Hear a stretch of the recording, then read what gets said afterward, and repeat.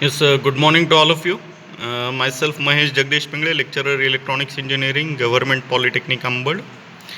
In our previous lecture, we have discussed double sideband suppressed carrier amplitude modulation technique.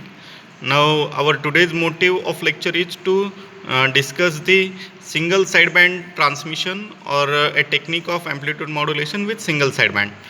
So, let us have some observations of waveform over here. Uh,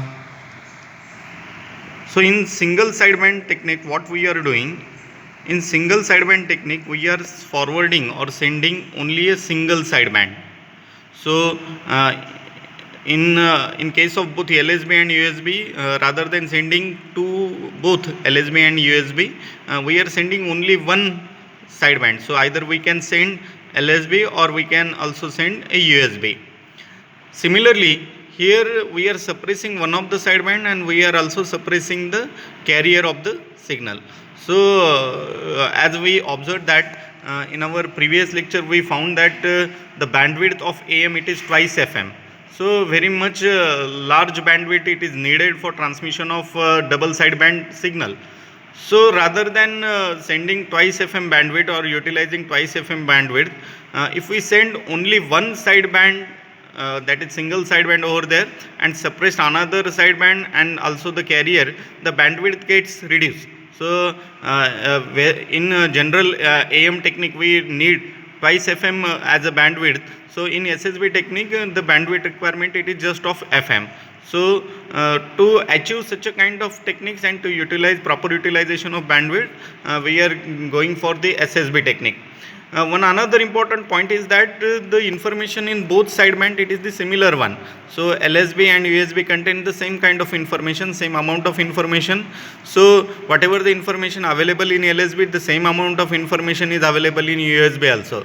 So rather than sending two sidebands, if we send only USB, our motive of demodulation itself gets achieved.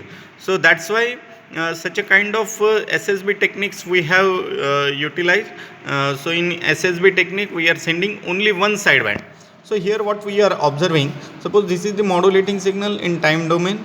So the single frequency component of SSB signal we are observing here. Then as per the amplitude changes, the single component we are observing here. So this is nothing but the time domain representation of SSB signal. Now if we observe the case of single sideband in frequency domain, so in frequency domain as usual we know that on x-axis there is a frequency and on y-axis there is always an amplitude. So if we plot a frequency domain of SSB signal, what we observe is that this particular dotted line it is nothing but the carrier component which is suppressed one, and also we have suppressed the LSB. So whatever the sidebands we are forwarding it is the only USB.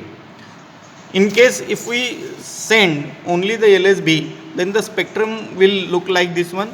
So the USB we have to draw a dotted line because we have suppressed the USB, also we have suppressed the carrier. Now the LSB we are observing here, if we are forwarding the single sideband only with LSB and USB and the carrier itself gets suppressed one, then the frequency domain representation of such a kind of single sideband technique is like this way. So this is all about the single sideband transmission. So thank you very much.